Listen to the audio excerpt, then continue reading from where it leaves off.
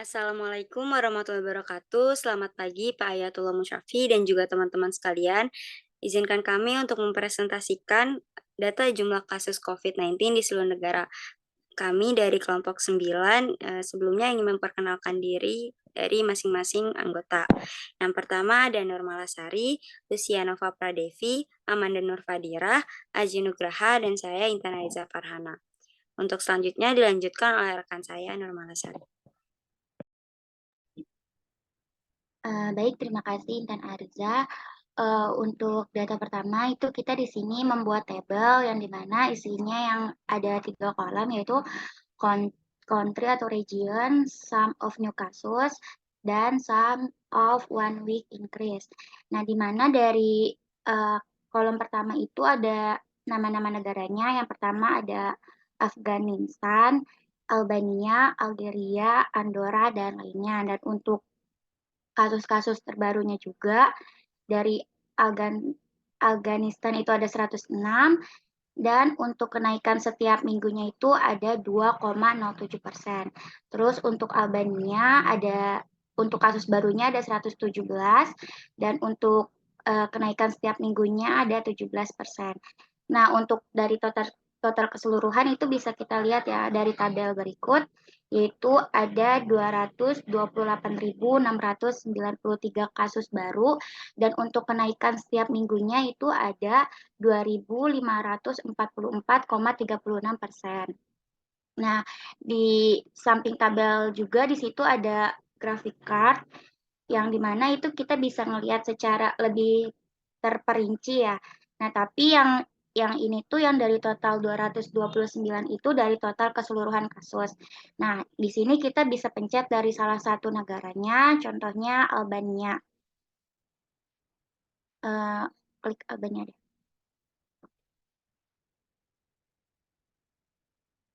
Nah, ini untuk Albania, kan tadi kalau yang dalam grafik chart ini dia lebih spesifik ya.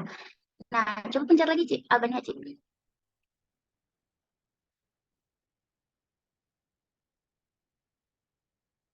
Nah, untuk kasus Albania nih yang kita tahu bahwa dia mempunyai 117 kasus. Nah, terus untuk yang part bawahnya itu ada kenaikan kasus Albania setiap minggunya, yaitu 17%. Oke, mungkin dari tabel 1 sama yang model card-nya segitu aja. Saya lanjutkan oleh rekan saya yang lainnya.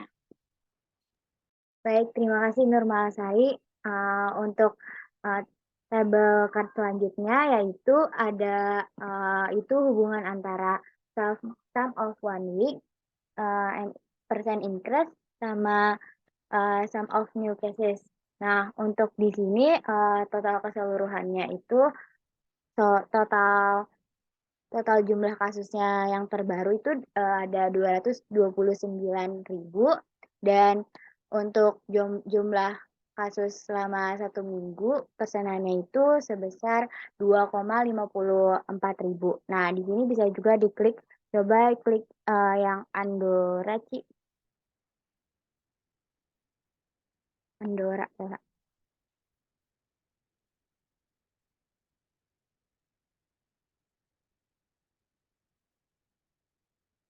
Nah, kalau yang di Andorra sendiri, total jumlah kasus yang terbaru itu ada 10 dan total jumlah persenan kasus dalam 1 minggu itu ada 2,6%. Nah, kalau untuk yang selanjutnya itu ada Angola itu.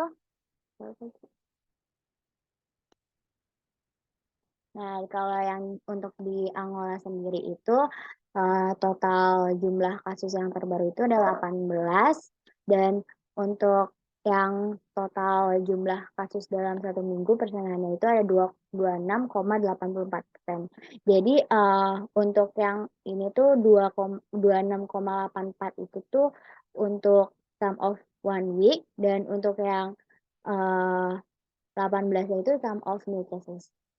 Mungkin segitu aja dari presentasi dari diagram ini. Untuk selanjutnya dilanjutkan oleh rekan saya. Baik, terima kasih Manda. Selanjutnya saya akan menjelaskan tentang sum of 1 week percent increase by country or region. Di sini kita menggunakan donut chart, di mana ini menunjukkan tingkat pertambahan COVID-19 di seluruh dunia. Nah, tapi kita di sini dapat 3 besarnya, 3 yang terbesarnya gitu, paling tinggi itu ada negara Papua Nugini sebesar 8,88%, yaitu 226,32. Lalu yang keduanya ada Gambia, itu dia peningkatannya 7,5%, yaitu 191,07. Lalu yang ketiga itu ada Bahamas sebesar 4,69%, yaitu peningkatannya itu sebesar 119,54.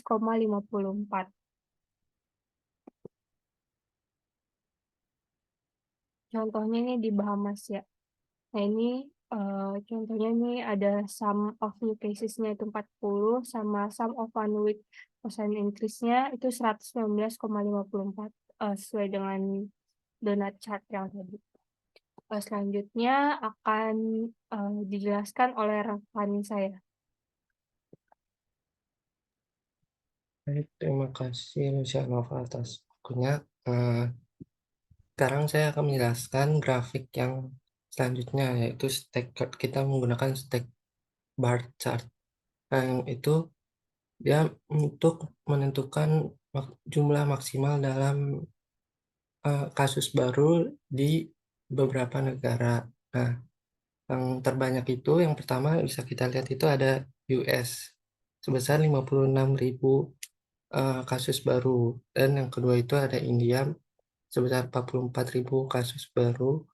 Selanjutnya ada Brazil sebesar 23.000 kasus baru, dan Kolombia 16.000 kasus baru, dan seterusnya. Bisa kita lihat di data juga, ada di scroll ke bawah itu ada US, itu juga India, Brazil, dan Kolombia.